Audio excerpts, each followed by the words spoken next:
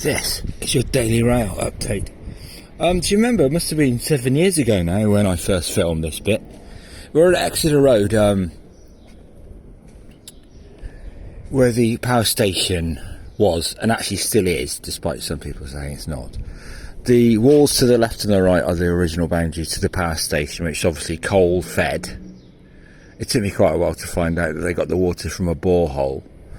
Network Rail subsequently sold off the car parking land, and the buildings were built, and that was what I call new builds, even though they're about 90s. So that would have all been the part of the coal goods yard for the power station, and huge chimneys here belching out smoke. But some evidence there if you're interested. But what is really interesting is Exeter Road we're on now. Do you remember Bridge 68, the only brick one while the steel was arriving from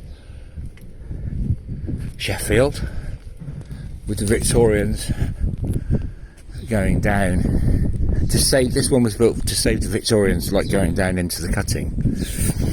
And I knew it was going to be difficult because there was talk. I mean, Clancy I do actually rate quite highly, to be honest with you. There was talk of them putting a separate bridge in because they didn't know how they were going to do this. What you call a power bridge. There's one on Bridge 69. But anyway, they tried this, and we knew it was going to be difficult because there's no. Right, but essentially, Network Rail have cut in underneath to make the height for the high cubes. And now they're trying to go down to find height to save them building a bridge on this bridge that has no space above it to put these massive electric cables on. And one reel is worth £900,000. One reel of copper. £900,000. It's nearly $1 million. So what they're attempting to do, and I'm not just disproving, I'm sure they'll do it. I mean, don't forget Podtrack fixed the Goblin after it was messed up on multiple occasions. But what they're doing here now is that they found, well, obviously they found all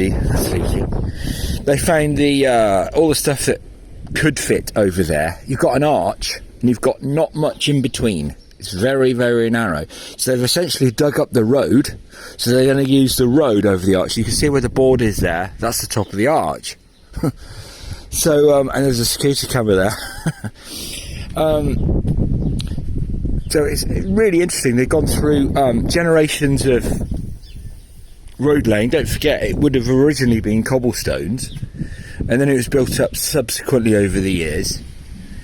In order to keep the weight down, original government contractors would have scraped out the tarmac and then relaid it. So you can see there, you've got modern sort of concrete style. Underneath that, you've got tarmacadam. Underneath that, you've got some sort of fill underneath that, and it's really quite interesting. And underneath that, you've got sort of not virgin clay, but filled in clay from when the Victorians put in the bridge for the railway.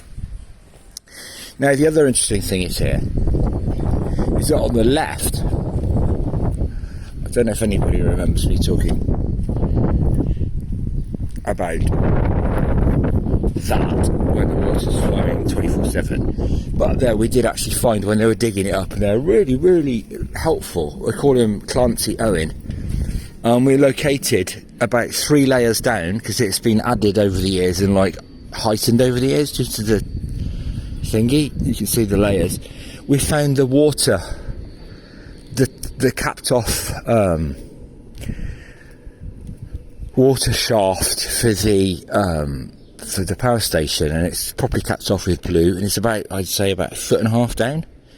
So that would have been capped off in about 1930, something like that. And it's opposite, just before the new builds. So I was searching that every day, but they've done all that bit. And then, of course, because of the permission and because of Thames Water and because of the gas and because of the regulations and because of the council, they have to, and because of money being released, they have to do this in stages. This is the biggest Clancy Owen project, engineering project, so far. And I've been looking at them and I don't have any complaints, but they're laying the copper there, but they can only do it in stages. And the amazing thing is, like 100 years ago, or maybe 80 years ago, the government would have a requisition order and would actually demolish all these houses, because the original copper runs that way, but these days they can only use the roads and the railway bridges. Don't forget subsequent changes of ownership, subsequent railway works, electrification, for example, 25 OLEK electrification. So it would involve a hell of a lot of work to do that, and a lot of expense and multi-agency, which is what you didn't have in the past, because obviously it wasn't contractors, it was all government. So anyway, so far so good. They've done a good job so far, but I knew that was going to be hard. Bridge 68 has been closed about 5-6 weeks now. All this Clancy stuff is all brand new for this job. I don't know where they raised their money from, but this is a big ambitious project. It goes all the way down to connect the Homerton power lines to here, so we can have electricity for new builds. But so far so good. And well, yeah, essentially it's a sort of follow-up to the original Daily Rail, which is now, what, 7 years ago, where I was standing here warning of this situation on, so it's a rail thing, it's not a train thing, it's a rail thing, right? Bridge 68, okay? Now the important thing about this, it's already been bashed, there's no steel in here, and it's, the irony is that this is the only bridge that's not, there's no ton limits, so you could technically drive an 80-ton lorry down here. You can see the crackage, right? It's obviously on a delicate one-way system, which they've rerouted, but this is the only brick remaining stone keyed bridge on the lot now, and it's still holding up without a weight limit. And we've got all this to come. Daily Rail Live update. Join us.